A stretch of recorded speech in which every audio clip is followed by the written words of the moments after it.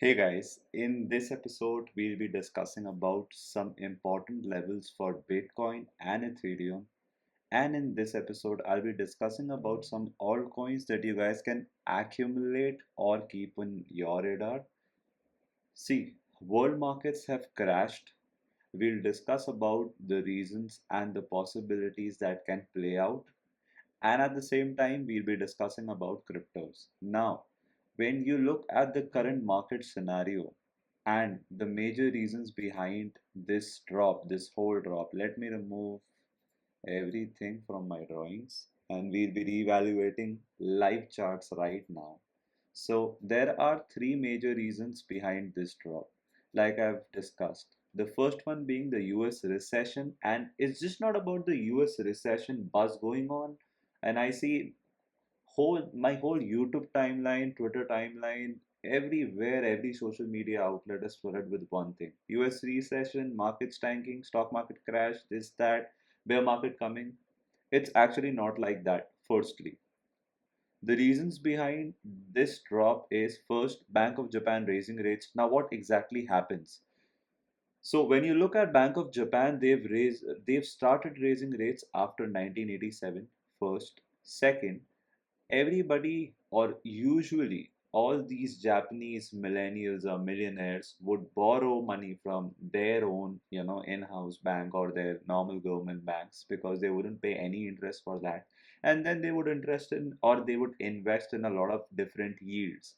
Now, by investing in those yields, they would simply pay no interest to their own banks, and here they would make interest by earning fixed amount of money. But now after raising rates, they'll start liquidating their money not out of their yields, but maybe out of stock market or many other places. Okay. Second one, where US posted bad numbers, US IT companies posted bad numbers, unemployment numbers came in bad, and overall US debt is also crossing its ceiling, and it has started crossing its ceiling way back. Their GDP to debt ratio or their debt to GDP ratio has completely changed, and their debt is way more than their GDP. Okay.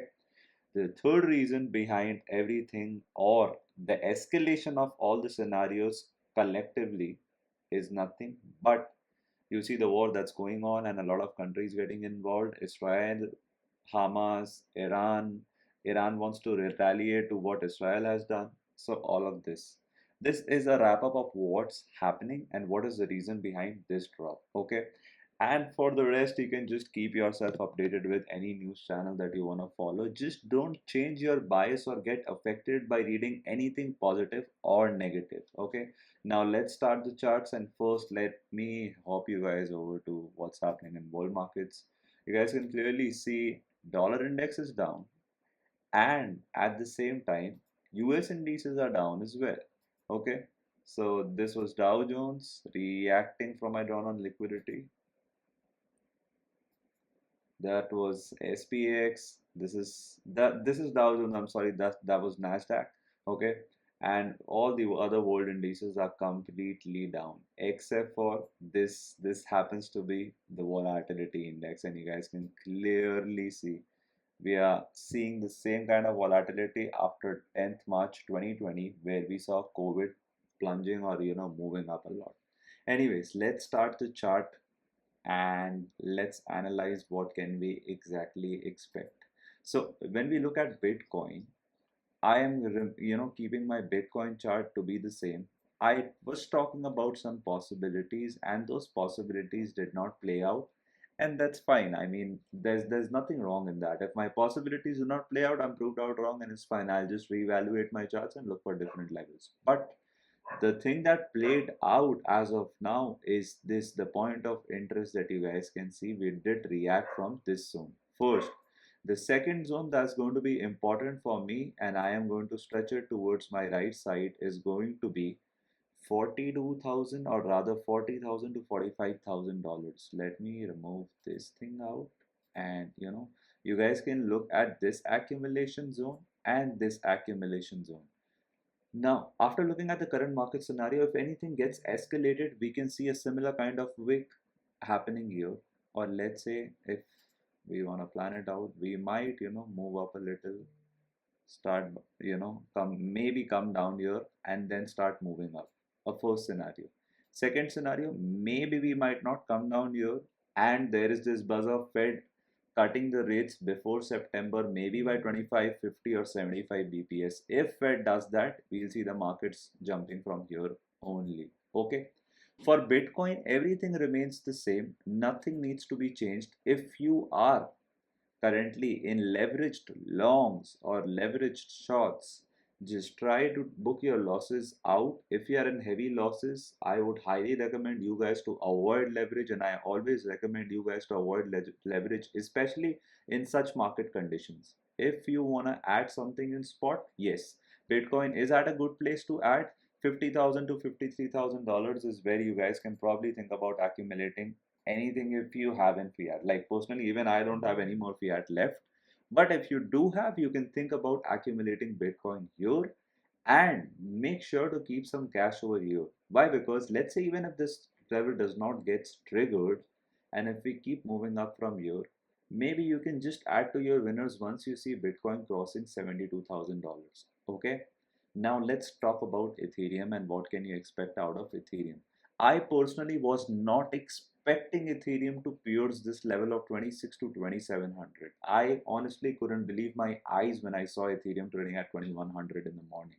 But it is what it is, and market's going to do what it wants to, and it's not going to listen to me, you, or anybody else. But when I talk about Ethereum, yes, Ethereum is currently trading at its point of origin, okay? And this was the same area, if you look at Ethereum's price, where it started consolidating, and post that we saw a good expansion. Apart from this, let's say if Ethereum does not even stop here, then $1,500 to $1,200 is going to be the range where I'll be probably looking for Ethereum. Okay, this can be the first range. You guys can clearly see 14, or rather 1500 to 1700. And if things get worse, maybe we might revisit $1,000 too. But as of now, I can only look at the current market scenario and talk about probabilities. I don't know whether the market is going to go up or not, because nobody knows how things are going to get unfolded. But when I talk about Ethereum from the current perspective, make sure your vision is completely clear of what you want to exactly do. Okay, don't be confused whether I need to keep buying the dip, whether I should buy, whether I shouldn't. If you want to buy the dip, just make sure you're buying it in parts. If you are new to crypto and if you want to accumulate Ethereum, just avoid leverage and accumulate things in spot. Personally, I hold Ethereum and I am still fine with holding Ethereum. My average price is somewhere around $2,900, and I do not care much because I am gonna hold Ethereum for a year or two. Okay. If you have the same perspective of holding things for long, hold it. If you do not have the same perspective, better stay away. And if you want to trade, then make sure that you are playing levels to levels. Now, since this was a good level, $2,000 to $2,100. But if I come and break this chart down to the 4-hour candle, you guys can clearly see we have just reacted. It's not necessary that this small faulty base is simply going to go up to 3000 and then we start moving down. No, we might consolidate or move chop, or chop for a little while, and then we might move up. Make sure that you are aware of these situations, because then you start to build some false expectations that market is now going to bounce and I'll be making money. Please do not do that. Okay, this is about Ethereum, but the main zone to watch out Ethereum is going to be $2,000 to $2,200, and the reason behind that is another factor that you guys need to see. On a 24-hour basis, we've seen $67 billion being bought in Ethereum, and that's the total 24-hour volume. And the volume, I do agree that the market cap has been stocked out and it's completely getting slaughtered, 11% out of Ethereum's market cap. But at the same time, what you need to look when it comes to Ethereum, we need to look actually in Ethereum is this volume. So this is another good data metric to track what's happening. Are people buying? Do you see a good infusion? And you see a 220% infusion in the last 24 hours, where we've seen a $67 billion infusion in Ethereum. Okay, so people were interested in this level, they did buy it, and now the numbers are getting adjusted. This is going to be the first level, and the second level is that 1400 to 1500 level, not 1700. That's the top of the level. I'm talking about the bottom. So that should be the second level where you should be watching out Ethereum. And if I want to break down the chart by talking about gaps, voids, and displacement, then the first fair value gap that I see in Ethereum's chart right is right here, ranging from, let me push this up a little. This is the first fair value gap that you guys can see, ranging from 2700 to 2800. Maybe we might move up and then come down and consolidate here, or pierce this and come back down to this zone of 1700, or maybe, somewhere here. But if we do not, we might start moving up, because it's just not about moving up in a single, line, but we might start moving in choppy action, then, distribution, and at the same time, expansionary moves or manipulation. But while accumulating Ethereum, make sure that you have some cash left for an uncertain scenario, or else add to your winners once you see Ethereum crossing 3600. Now, when I talk about altcoins, the these altcoins are some altcoins that you guys can probably watch out, or if you are interested in buying right now, then they are honestly a very good deal.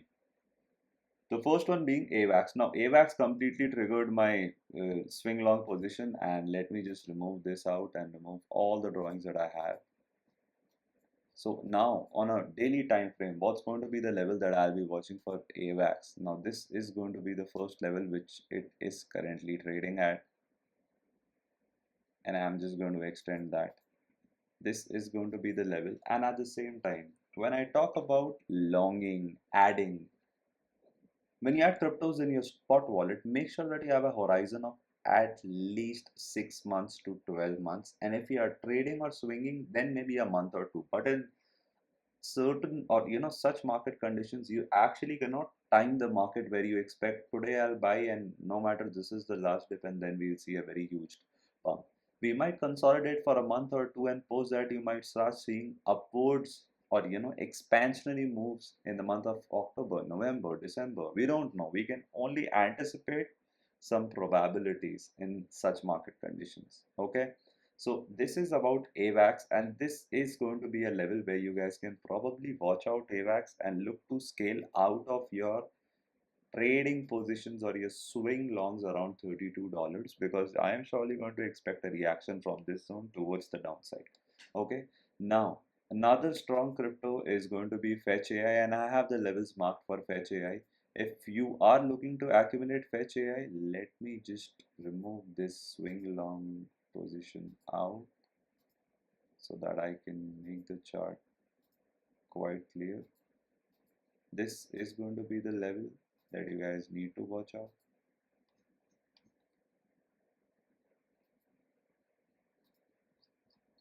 And let me tell you why am I talking about this level.